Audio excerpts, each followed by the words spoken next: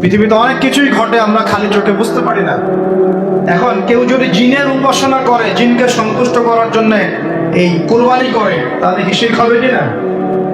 সিজদা কার জন্য? অন্য কারোর জন্য করলে কি হবে? কুরবানি কার জন্য? অন্য কারোর জন্য করলে কি হবে? কার নামে কসম করতে হয়? যদি অন্য কারোর নামে কসম করি, এই যে এখন বাপের নামে কসম, মায়ের নামে কসম করেন কেন? কসম করা যাবে না ভাবে।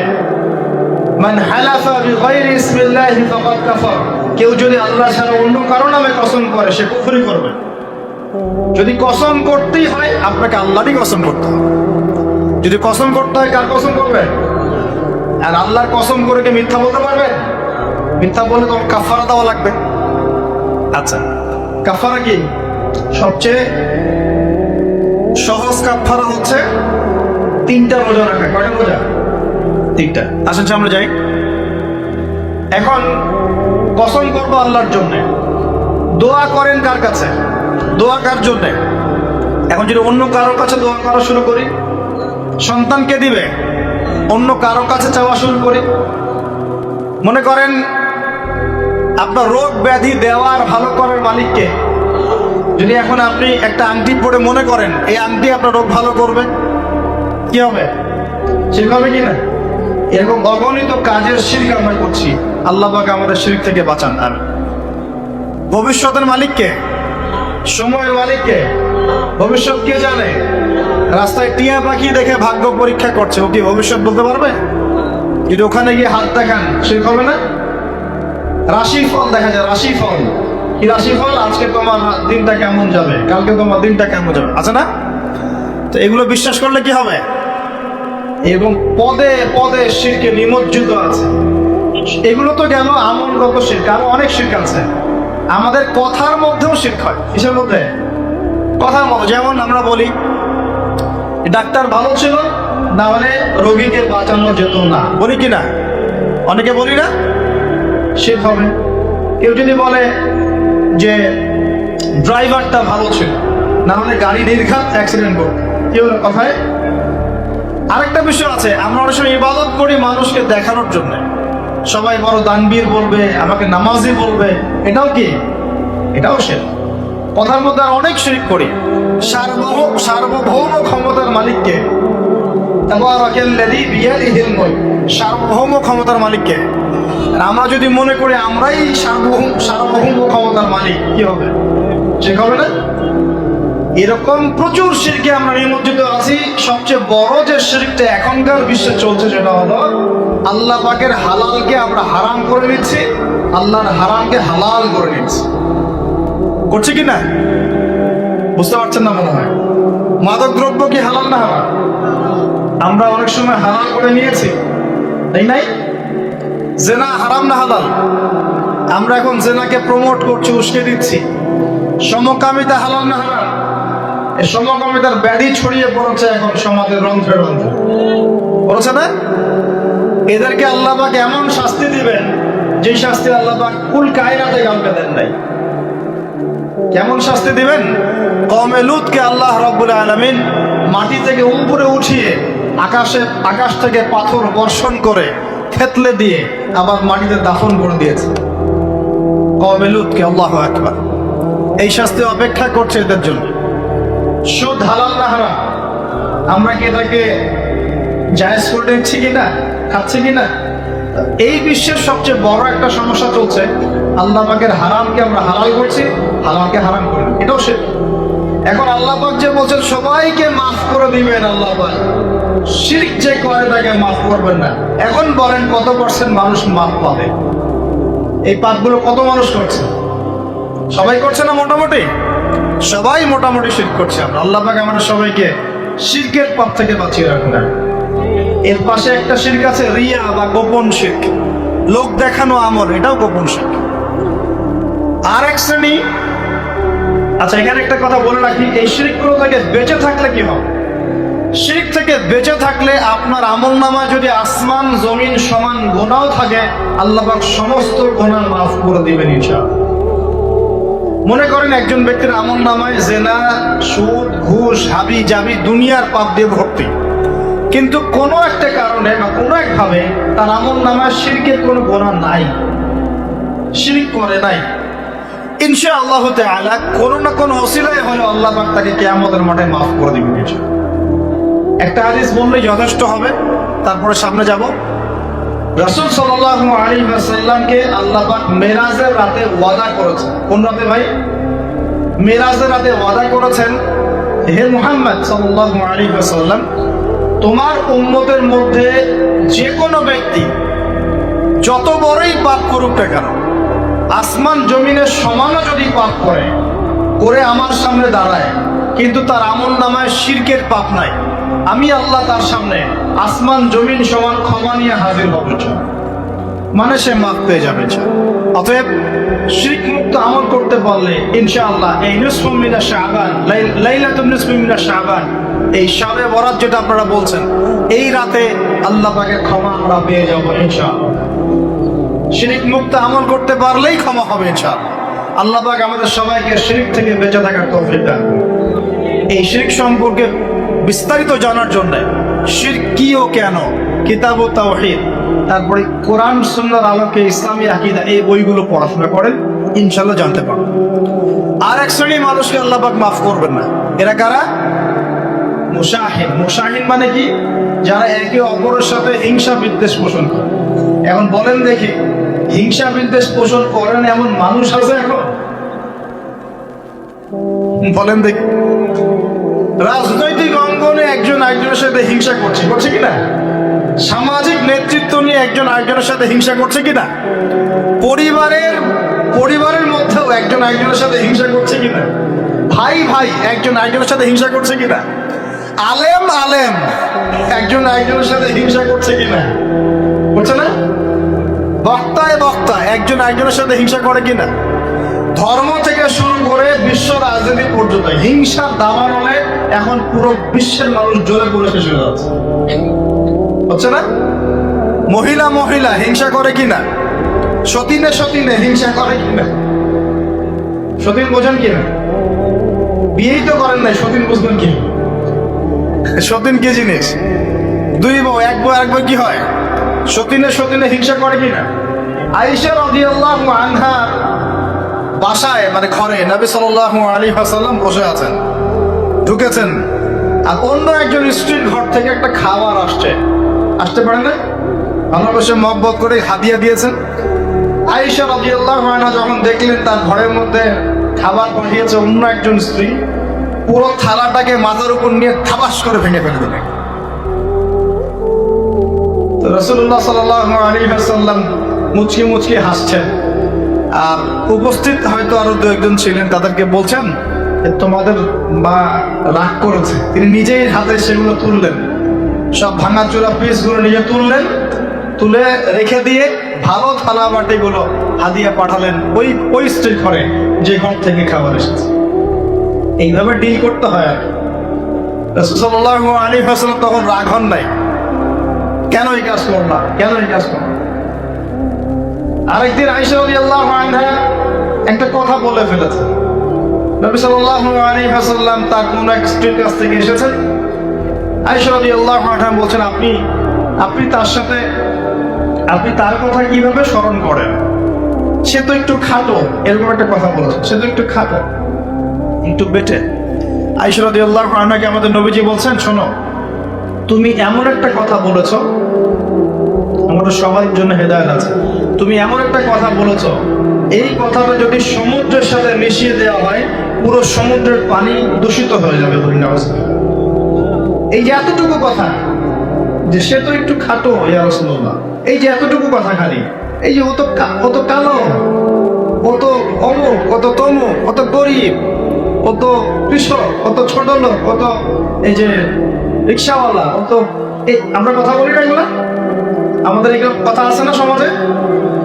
এগুলো বলার সাথে সাথেই এটা এমন পাপ হয়ে যায়, সাগরের মধ্যে এই পাপ মিশিয়ে দিলে সাগরের পানি নষ্ট হয়ে যাবে। নাউজুবিল্লাহ। এরকম হিংসা বিদ্বেষ মনে থাকলে তাসকিয়া পাওয়া যায় না। তাসকিয়া মানে আত্মশুদ্ধি। তো এখানে এটা স্বভাব সুলভ, মানুষের মধ্যে এসে যায়, আসে কি না? আসে না? এই সবে লাইলাতুল নিসফু মিনা শাবানের হাদিসগুলোর মধ্যে একটা হাদিসে আসছে, সনদের কথা আমি বলছি না, আমি প্রসঙ্গটা বলছি, যে আয়েশা রাদিয়াল্লাহু আনহা বলছেন আমি ঘুম থেকে উঠে দেখি রাসূল সাল্লাল্লাহু আলাইহি ওয়াসাল্লাম নামাজ পড়ছেন। কি পড়ছেন?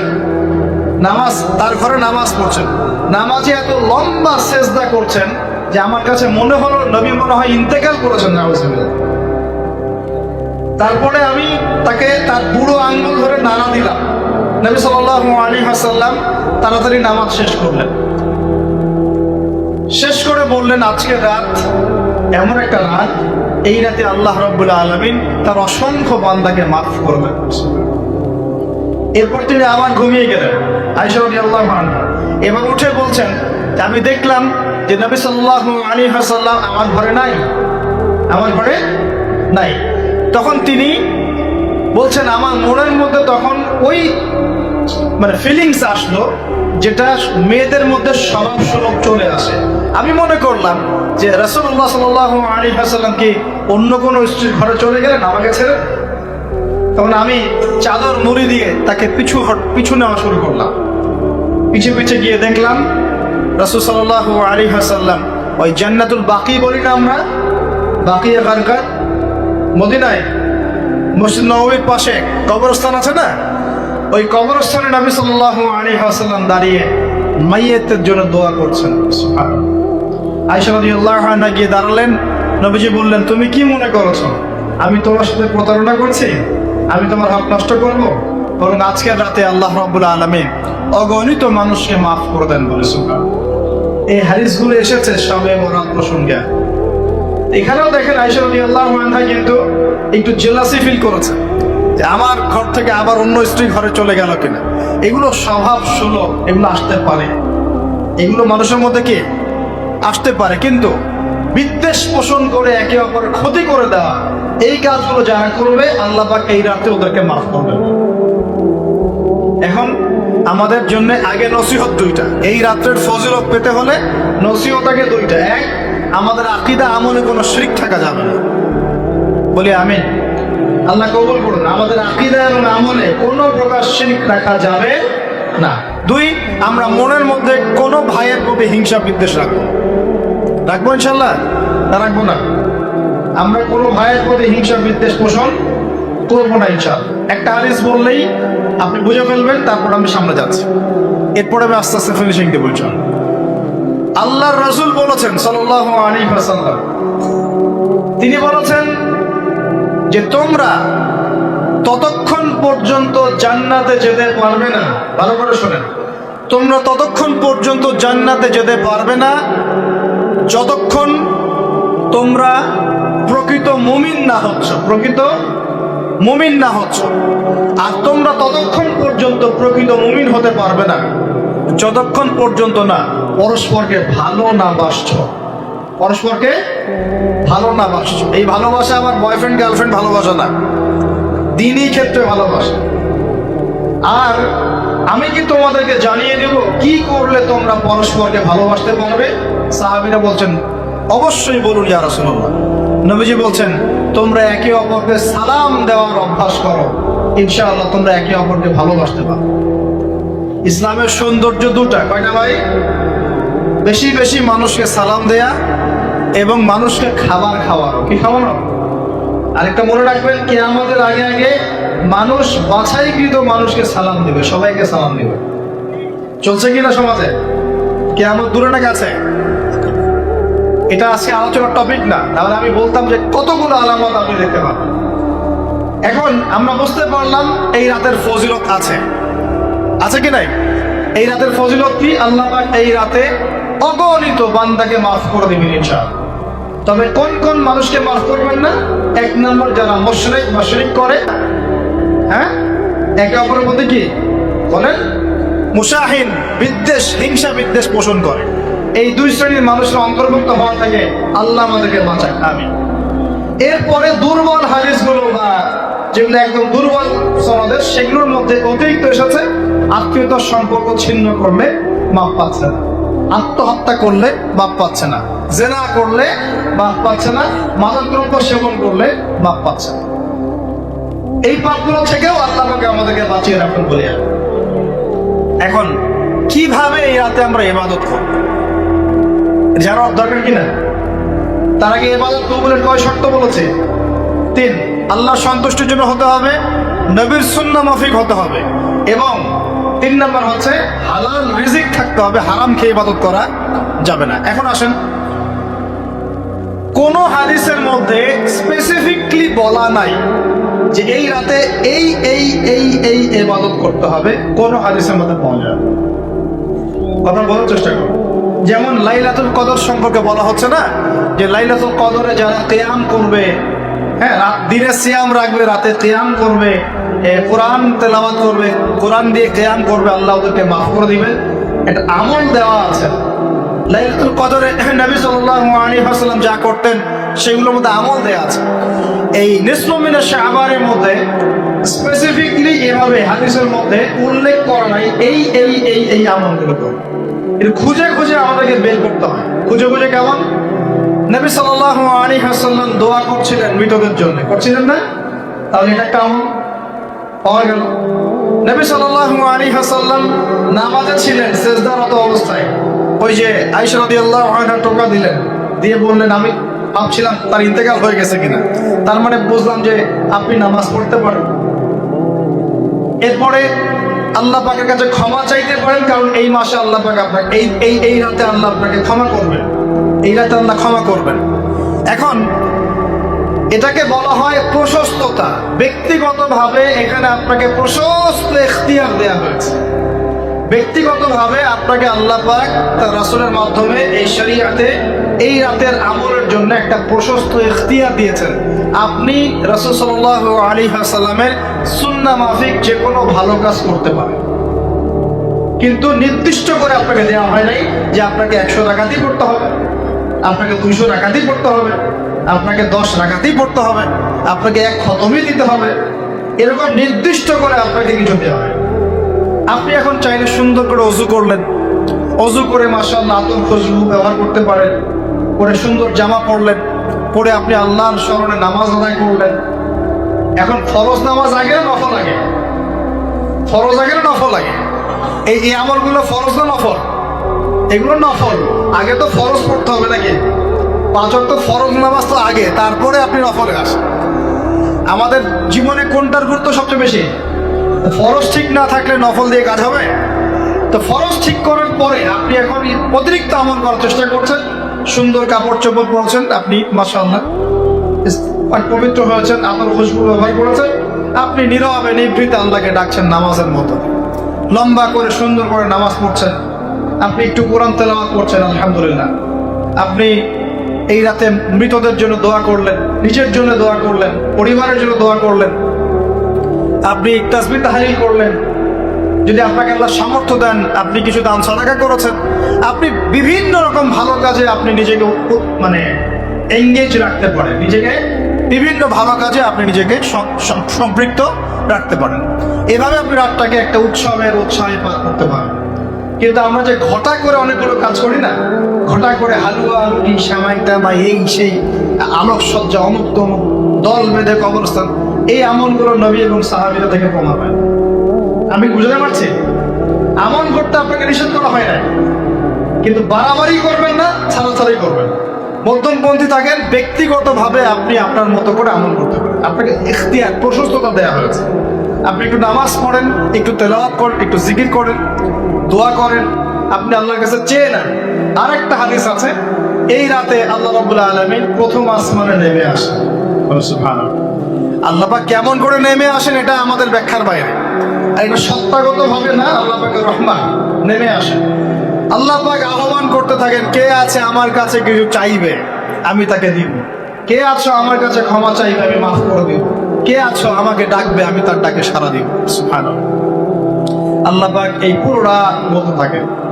আরেকটা কথা মনে রাখবেন, এভাবে কিন্তু আল্লাহ পাক প্রত্যেক রাতেই বলতে থাকেন, শুধু এই একটা রাতেই নয়, প্রত্যেক রাতেই আল্লাহ পাক বলতে থাকেন। কিন্তু এই রাতে স্পেশালি আল্লাহ পাক অগণিত মানুষকে মাফ করে দেবেন ইনশাআল্লাহ। তা আমরা আল্লাহর কাছে দোয়া করি, আল্লাহ পাক আমাদের সবাইকে যেন সুস্থতার সাথে শাবান মাসে বেশি বেশি রোজা রাখার তৌফিক দান করেন। এবং যে আমলগুলো সুন্নাহসম্মত, এই সুন্নাহসম্মত আমলগুলো আল্লাহ আমাদের করার তৌফিক দান করেন।